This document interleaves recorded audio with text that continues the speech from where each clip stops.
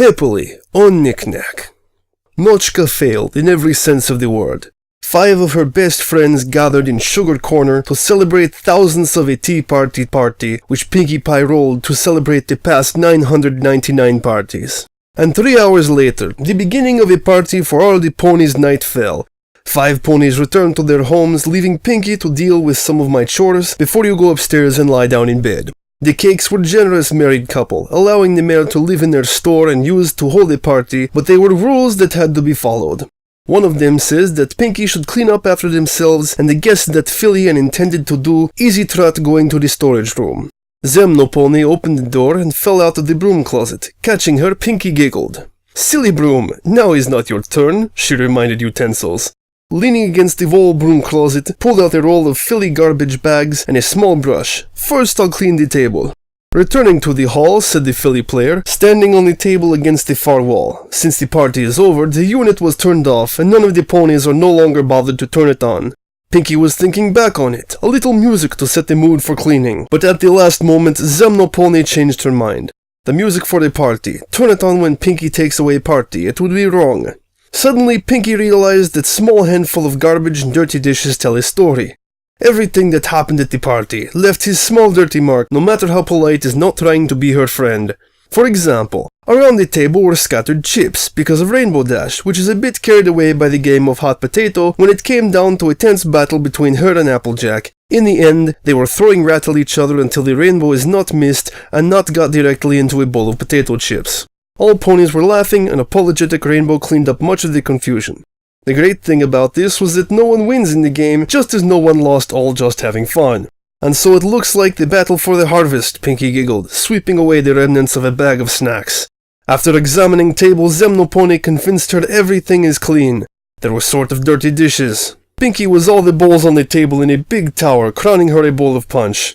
Twilight spat much of vecherinka, standing next to her and talking with her little dragon helper Spike. Twilight was a good friend, but when it comes time to party it feels a bit awkward and communicates only with old friends. Fortunately, appeared in time Rarity, which spent most of the party chatting with Twilight. "That's what friends," Pinkie sang, heading to the kitchen with a mountain of dishes. She threw the remains of snacks in the trash before putting the bowl in the sink.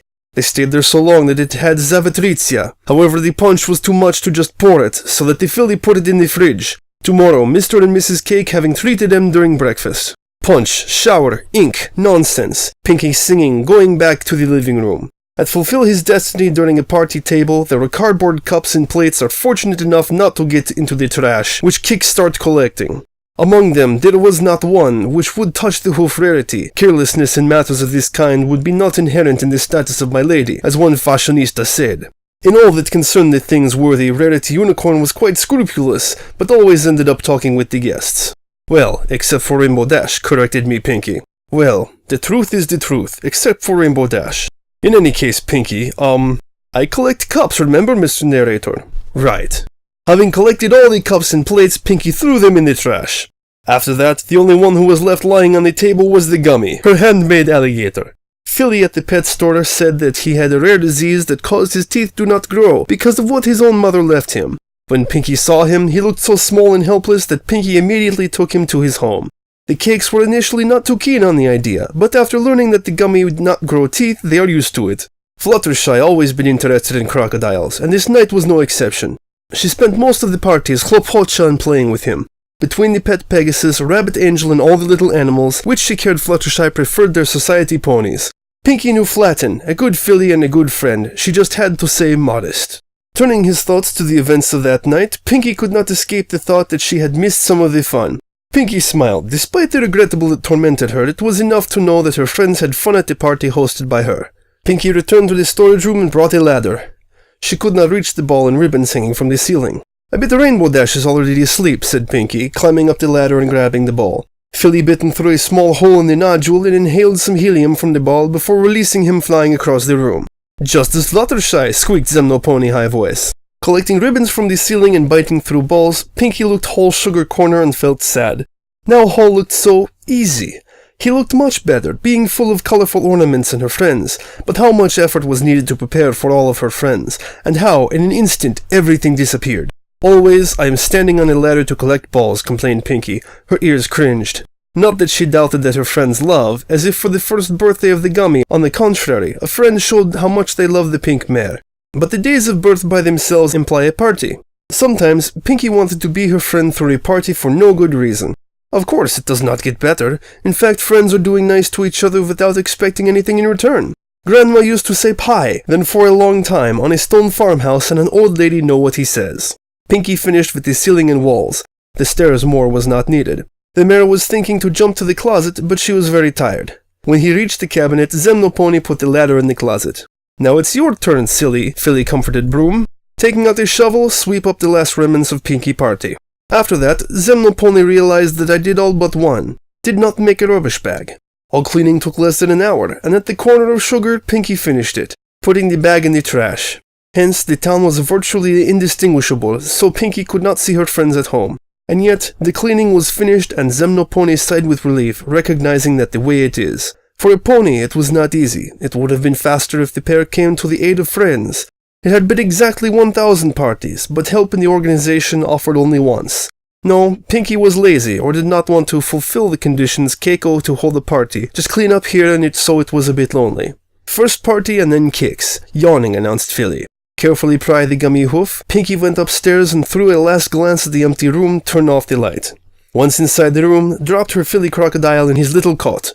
After that, went to the bathroom to prepare yourself for sleep. He climbed into the bathroom, Philly muttered. Do not peek, Mr. Storyteller. I do not, at all, but damn. Snorting, Pinky began to wash, concentrating mainly on her bright and curly mane.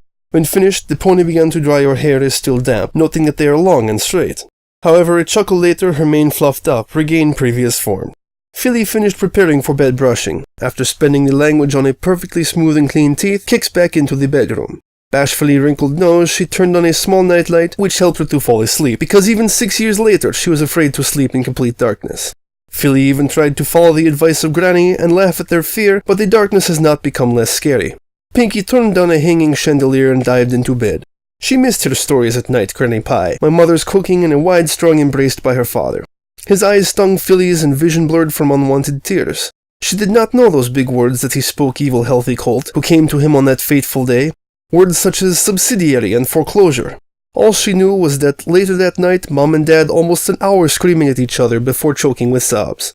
She wondered if they knew that at the top, 3 little frightened Philly listened and tried to understand what is going on.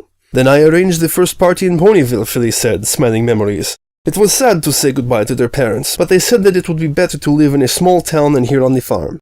The farm was pretty far away from Ponyville. Parents are able to visit her, but they wrote it almost every month. But that was not it. Pinky grew up in a small house with 4 ponies, so even a small town like Ponyville sometimes seemed very large. We had a lot of friends, Philly, but anyway, in the end, she was alone. Zemnoponi tried to be incredibly friendly when she was alone, but for the most part, it has produced the opposite effect on her friends, and they seem to want to get rid of her. All the time, while Pinky slowly switched off, she hoped that her friends will have a good and sound sleep. They are all good ponies, both individually and collectively, and the thought of them, a little pink filly, dispelled prevalent loneliness.